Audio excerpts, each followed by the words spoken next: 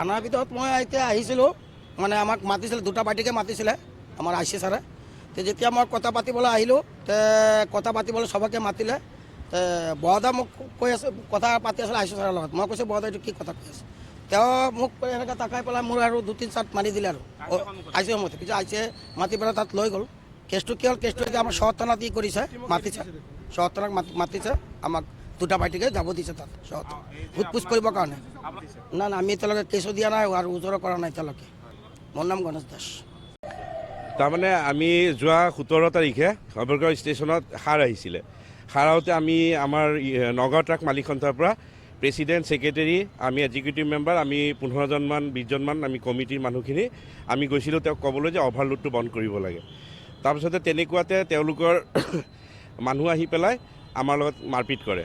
সেই মানুহখিনিয়ে বৰা ফাৰ্টিলাইজাৰৰ কৰ্মচাৰী, তেওঁলোকে প্ৰত্যেক গাড়ীৰ পৰা বাহিৰৰ পৰা গাড়ী আনি 3000-4000 টকাকৈ পাৰ ট্ৰাকত তেওঁলোকে সংগ্ৰহ কৰি আছে। আমি তেওঁলোকক কৈছিলোঁ সেইখিনি কাম কৰিব নালাগে বুলি। অভাৰলোডিং কৰি পেলাই 3000-4000 টকাকৈ তেওঁলোকে পইচা উঠায়, সেইটো আমি তেওঁলোকক মানা কৰিছিলোঁ। কিন্তু তেওঁলোকে সেই পইচাটো উঠাই আছিলে। তাৰপাছতে 17 তাৰিখে এনেকৈ হৈ গ'ল। তাৰপাছত 22 তাৰিখে তেওঁলোকে উল্টাকৈ কিবা এজাহাৰ দিছে নেকি নাজানো আমি। 24 তাৰিখে আমি এটা এজাহাৰ দিছিলোঁ অভাৰলোড কৰি থকাৰ কাৰণে আমাৰ লগত এনেকৈ হ'ল বুলি। তাৰপিছত আমাক থানাত মাতি আছিলে এইকেইদিন, আমি আহি আছিলোঁ, প্ৰেচিডেণ্ট, ছেক্ৰেটেৰী, আমাৰ যাৰ ওপৰত কিবা হেৰি আছিলে, এলিগেশ্যন আছিলে। আহি থাকোঁতে আজি তেওঁলোক আহিলে, আহি পেলাই পুলিচৰ সন্মুখতে আমাৰ ছেক্ৰেটেৰীক গণেশ দাসক, তেওঁ বৰা যিজন বিভূতি বৰা, প্ৰভা এণ্টাৰপ্ৰাইজৰ স্বত্বাধিকাৰী, তেওঁ থাপ্পৰ মাৰি আছে পুলিচৰ সন্মুখতে। কিন্তু আই চি ছাৰে লগে লগে উচিত ব্যৱস্থা লৈছে, সেইটো কাৰণে আমি ধন্যবাদ জনাইছোঁ।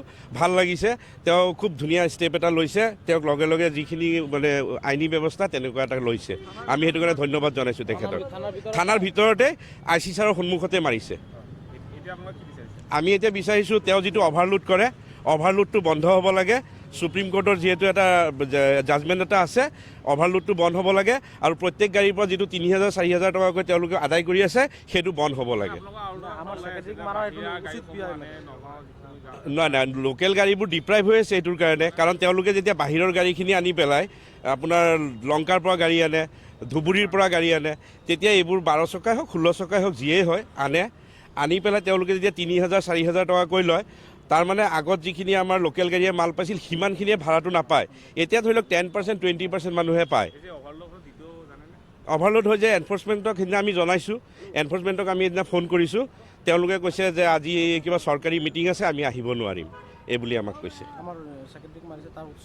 আৰু আমাৰ যিটো ছেক্ৰেটেৰীক মাৰিছে তেওঁৰ এটা উচিত বিচাৰ হ'ব লাগে বুলি আমি আপোনালোকক মাধ্যমেৰে জনাব বিচাৰিছোঁ।